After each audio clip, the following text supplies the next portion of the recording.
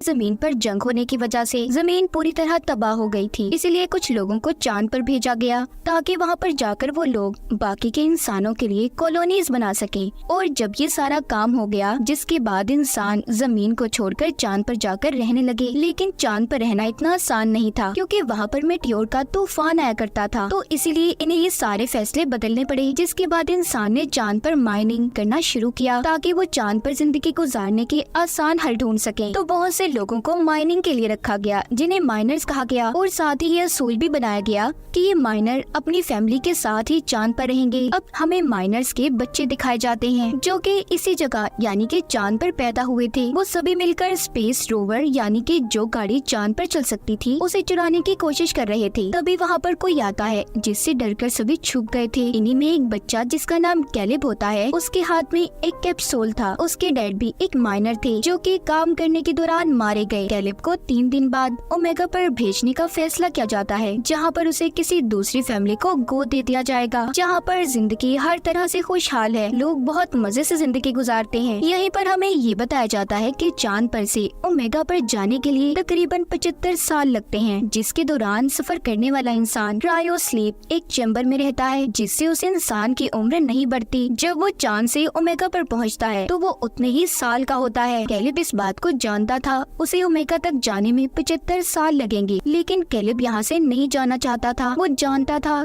कि फिर वो कभी अपने दोस्तों से नहीं मिल पाएगा। उसे एक लेडी बताती है कि अगले दिन मेटियोर का तूफान शुरू होने वाला है, जिसके बाद तुम्हें ओमेगा के लिए रवाना होना होगा। कैलिब को अपने डैड की बहुत याद आ रही थी। वो याद करता है कि कैसे वो बहुत ऊंचाई पर जाकर यहाँ की बेस में अपने डैड के साथ जाकर बैठा करता था। उसे याद आता है कि उसके डैड ने उसे बताया था कि चांद के उस पार कोई खतरनाक चीज आकर टकराई, जिससे वहाँ पर एक क्रेटर, एक गड्ढा बन गया। तुम एक बार उस जगह जाकर लाजमी देखना। मगर चांद के उस पार किसी भी इंसान को जाना मना था। और जिस कैप्सूल को हमने कैलिब के हाथ में देखा, वो एक गार्ड ने उसे दिया था, जो उसे उसके डैड की राख में से मिला था। तभी जब कैलिब बैठा ये सब सोच रहा था, तो उसके पास उसके 3 दोस्त आते हैं, जो उसके जाने की वजह से बहुत दुखी थे। इनमें से एक दोस्त जिसका नाम डेलन होता है, वो कैलिब के डैड की आखिरी ख्वाहिश को जानता था, जो क्रेटर के पास जाने की थी। डेलन कहता है, क्यों ना तुम्हारे जाने से पहले हम उस क्रेटर को देख कर आए, इस तरह तुम्हारे डैड की आखिरी ख्वाहिश भी पूरी हो जाएगी। लेकिन ये सब कुछ इतना आसान नहीं था। इन्हें वहाँ पर जाने के लिए जिन जिन चीजों की जरूरत होती है, ये उन चीजों को इकट्ठा करते हैं। अब इन्हें यहाँ से बाहर जाने के लिए कोड की जरूरत थी। डेलन बताता है कि यहाँ पर एक लड़की है जिसका नाम एडिसन है।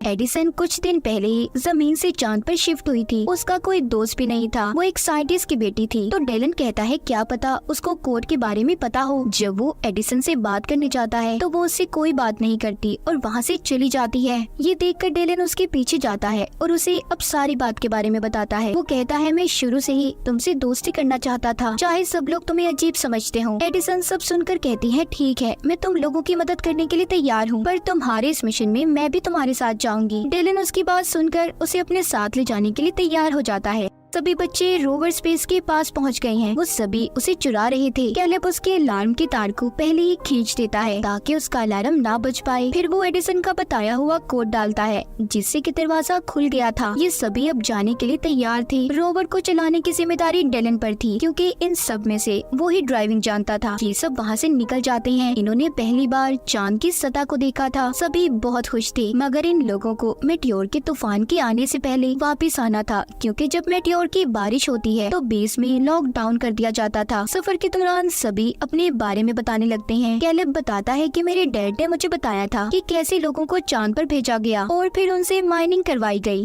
मगर चांद पर रहकर माइनिंग करने के काम को कोई भी इंसान लगातार नहीं कर पाता। जैसा कि अगर वो इंसान काम के दौरान मर जाए तो उसके बेटे या फिर उसके फैमिली के किसी भी इंसान को उस काम को पूरा करना होगा। बस इसके लिए शर्त ये होती है कि उस इंसान के बेटे की उम्र 18 साल होनी चाहिए। अगर वो इससे कम उम्र का होगा तो ऐसे ही उसे किसी दूसरी फैमिली को गोद दे दिया जाएगा, जो ओमेगा प्लेनेट पर रहते होंगे। जिन्होंने चांद पर भेजा था वो तो हंसी खुशी अपनी जिंदगी ओमेगा पर जाकर गुजारने लगे। एडिसन कहती है, तो क्या हुआ, एक माइनिंग करने का ही तो काम दिया गया था जो सिर्फ 20 साल तक करना है। एडिसन एक साइंटिस्ट की बेटी थी, तो उसे असल बात के बारे में नहीं पता था। यहाँ पर डेलन उसे सारी बात समझाता है कि अगर माइनिंग करता हुआ इंसान मर जाए तो उसके बेटे को बाकी के साल पूरे करने होते हैं। ये सुनकर एडिसन थोड़ा हैरान थी। अब आगे का रास्ता इन्हें पैदल चलकर तय करना था। सभी अपने अपने स्पेस सूट पहन लेते हैं। एडिसन का सूट इन सब में थोड़ा अलग था और अच्छा भी। खैर ये बाहर आते हैं जहाँ पर ग्रेविटेशनल फोर्स ना होने की वजह से सभी बहुत ऊंची छलांगे लगा रहे थे। सभी यहाँ पर खेलने लगते हैं। एडिसन की नजर जब जमीन प्लेनेट पर पड़ती है तो थोड़ा उदास हो जाती है और जमीन पर अपने गुजरे पलों को याद करने लगी थी। जब एडिसन वापस आती है तो देखती है कैलेब, डेलन सभी एक ऑक्सीजन गैस के कंटेनर की मदद से स्पेस में ऊंचाई तक जा रहे थे।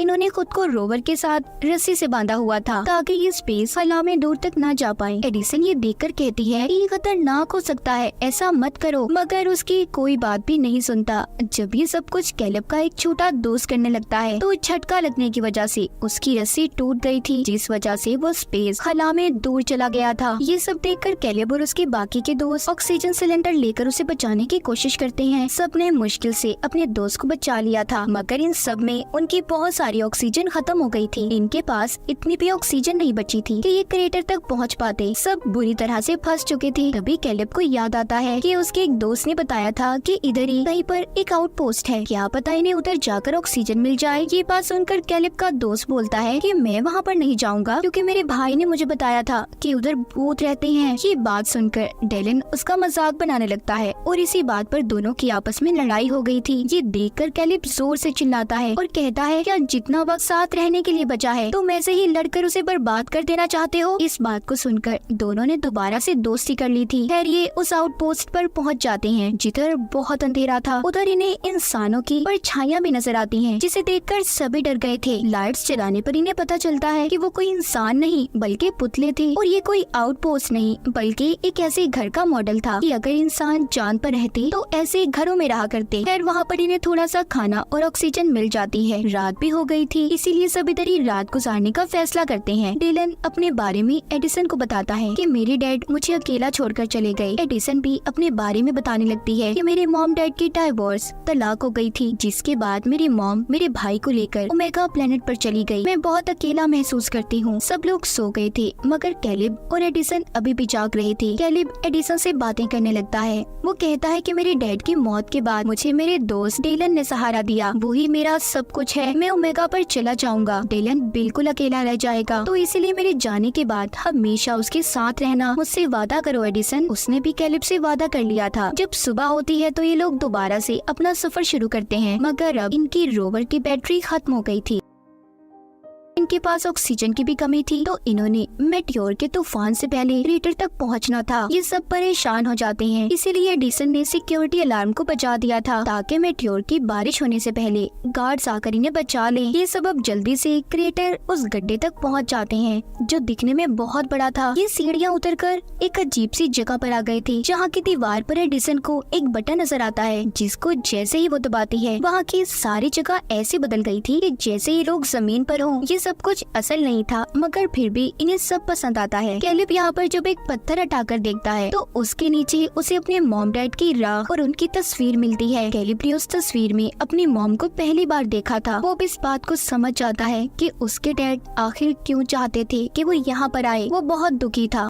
डेलन उसे कहता है कि अपनी जिंदगी के इस हसीन चांस को क्यों गंवारे हो। यहाँ पर हर इंसान यही चाहता है कि वो माइनिंग के 20 साल पूरा करने के बाद ओमेगा पर जाएगा, और वो बहुत कम लोग होते हैं। तुम्हारे डैड ने भी तो इसीलिए अपनी जान दे दी। यहाँ पर उसे ये बात पता चलती है कि उसके डैड ने जानबूझकर अपनी जान ली थी ताकि कैलेब को ओमेगा पर भेज दिया जाए, वो एक अच्छी जिंदगी गुजार सके, जिसके बारे में कैलेब के अलावा सब जानते थे। डेलन कहता है कि अपने डैड के गिफ्ट को लेने से इनकार मत करो, उन्होंने अपनी जिंदगी देकर तुम्हें ये तोहफा दिया है। तभी इनकी बातों के दौरान एक दोस्त की तबीयत खराब हो जाती है। ये सभी अब जल्दी से उसे लेकर अपनी रोवर तक पहुंचने की कोशिश करते हैं, मगर तभी मेटियोर का तूफान शुरू हो गया था। सभी खुद को बचाने की कोशिश कर रहे थे। एडिसन भी खुद को बचाते हुए इनसे अलग हो जाती है। वो जब किसी को नजर नहीं आती तो कैलेब और डेलन उसे बचाने जाते हैं। एडिसन के हेलमेट में दरार आ गई थी, इसीलिए वो बेहोश हो जाती है। कैलेब और डेलन एडिसन को बचाकर वापस ले आते हैं, मगर इसी बीच डेलन भी गिर जाता है, लेकिन उसे कैलिब ने बचा लिया था। सभी रोवर के अंदर आ जाते हैं, जिसकी खिड़कियां भी मेटियोर के तूफान की वजह से टूट गई थी। इनके पास ऑक्सीजन भी कम थी, तो इसीलिए ये जिंदा अब नहीं रह सकते थे। सभी उसी रोवर में बैठकर अपनी मौत का इंतजार करने लगते हैं। सब समझ गए थे कि अब वो